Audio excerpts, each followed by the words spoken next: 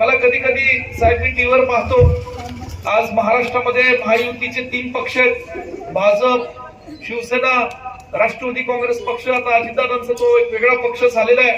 असे 3 पक्ष जे कॅबिनेट बैठकांमध्ये एकमेकाला मांडी लावून बसतात, आज त्या पक्षातले सर्व नेते कार्यकर्ते आज एकमेकांची डोकी फोडायला या ठिकाणी बसतील. आणि सांगण्याचा हेतू काय की एकीकडे तुम्ही मांडीला लावून बसायचं आणि या महानगरपालिकेच्या निवडणुकीत प्रत्येकाची एकमेकांची डोकी फोडायची आणि प्रत्येकाच्या पक्षाच्या नेत्याच्या कार्यकर्त्यांनी असं उठून सांगायचं या ठिकाणी तिजोरीची चावी आमच्याकडे, दुसऱ्याने म्हणायचं तिजोरी आमच्याकडे, तिसऱ्याने म्हणायचं ज्या बँकेत तिजोरी ठेवली ती बँकच आमची. अरे बाबांनो, ज्या बँकेत आणि तिजोरीत पैसे आहेत ते महाराष्ट्राच्या आणि सांगलीकरांच्या सर्वसामान्य गोरगरिबांचे पैसे, ते काही तुमचे पैसे नाही.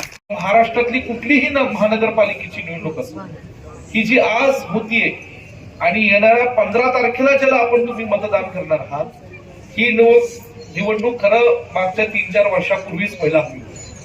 मागची निवडणूक केव्हा झाली? सन 2017ला झाली. 17 नंतर वास्तविक पाहता ही निवडणूक केव्हा व्हायला हवी होती? सन 2021ला व्हायला हवी. हे सांगण्याचा हेतू असा की जाणीवपूर्वक राज्यातलं जे भाजप सरकार आहे त्यांनी या निवडणुका महाराष्ट्रामध्ये होऊन दिल्या नाहीत.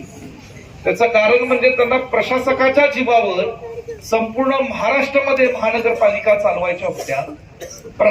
प्रशासकाच्या माध्यमातून त्या ठिकाणी मोठमोठे ठेके, मोठमोठे टेंडर काढायचे होते आणि त्यांचा राजकीय स्वार्थ जो काही भाजपचा होता तो भाजपचा नेत्यांचा त्या ठिकाणी स्वार्थ साधायचा.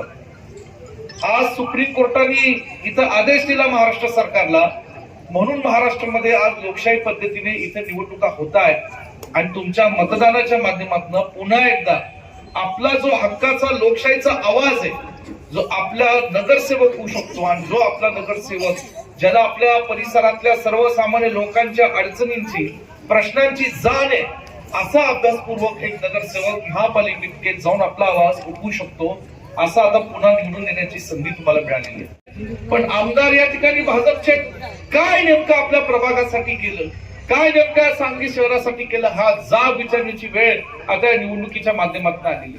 मला आपल्या सर्वांना सांगायचं की गेल्या अनेक वर्षांपासून आपण बघतोय की सांगली एकेकाळी महाराष्ट्रामध्ये हिंदुस्थानासाठी हळदसाठी प्रसिद्ध होती. सांगलीतले द्राक्ष, सांगलीतला कारखानदारी, सांगलीतलं आपलं या ठिकाणी गणपती मंदिर असेल, अनेक गोष्टींसाठी या ठिकाणी सांगली प्रसिद्ध होती.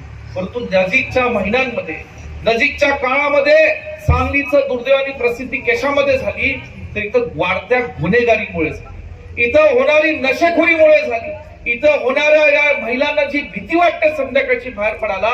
आज अशा वातावरणात म्हणजे कायदा सुव्यवस्था सांगलीची अत्यंत बिघडलेली.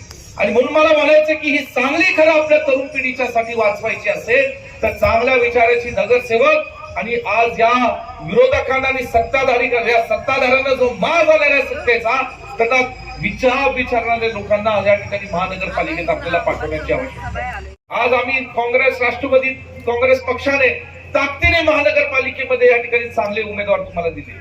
मी तुम्हाला खात्रीने सांगतो, आज 1 नंबरचा प्रभागाचा सर्वे करणारे काही एजन्सीने आम्ही नेमलेले आणि म्हणून तुम्हाला सगळ्यांना सांगतो, विजयराव तुम्ही तर खूप वर्ष नगरसेवक पद भूषवलं, किरणजींनी बसवलं, आमच्या रंगरेज मॅडम आहेत, त्यांच्या कुटुंबातले लोक अनेक वर्ष या ठिकाणी नगरसेवक पद भूषवलं, शेठजी मोहिते ही सगळी अनुभवी मंडळी आहेत. आणि जे वातावरण आज सर्वे रिपोर्ट केवळ माझ्याकडे नाही, सत्ताधारी पक्षाकडे सुद्धा गेलेला आहे. मला खात्री आहे की 16 तारखेला जेव्हा निकाल येणार आहे तर 1 नंबर प्रभागातून 1 नंबरचं मताधिक्य महाविकास आघाडीला दिलं जाईल आणि चांगल्या आमच्या या 4 उमेदवारांना तुमच्या आशीर्वादातनं, तुमच्या सहकार्यातनं आज बळ मिळेल आणि तुमची सेवा करण्याची पुढची 5 वर्षाची संधी तुम्ही द्याल. त्या ठिकाणी आज मी सांगतो की 1 नंबरच्या प्रभागाची जबाबदारी फक्त आमच्या 4 उमेदवारांची नाही तर 1 नंबरच्या सर्वसामान्य लोकांचे प्रश्न सोडवण्याची, इथं विकास घडवून आणण्याची जबाबदारी व्यक्तिगत विश्वजित कदम, विशाल पाटील आणि जयंतराव पाटील साहेबांची सुद्धा राहील. हा विश्वास तुम्हाला या निमित्ताने देतो आणि म्हणून या ठिकाणी आज तुम्हाला सर्वांना विश्वास द्यायचा आहे की सांगलीमधनं 1 नंबर प्रभाग हा आम्हाला अत्यंत महत्वाचा आहे. कारण विजयाची सुरुवात तुम्ही घडवून आणायची. विजयाची सुरुवात या भाजप पक्षाला दणका देण्याची तुम्ही घडवून आणली. जे महाराष्ट्रात जे घडतंय, जे सांगलीमध्ये घडतंय, जे चुकीचं जे राजकारण चालू आहे, हे आम्हाला मान्य नाही. हे दाखवण्याची वेळ आता महानगरपालिकेच्या निवडणुकात आलेली आहे. ती तुम्ही द्याल एवढंच या ठिकाणी बोलतो.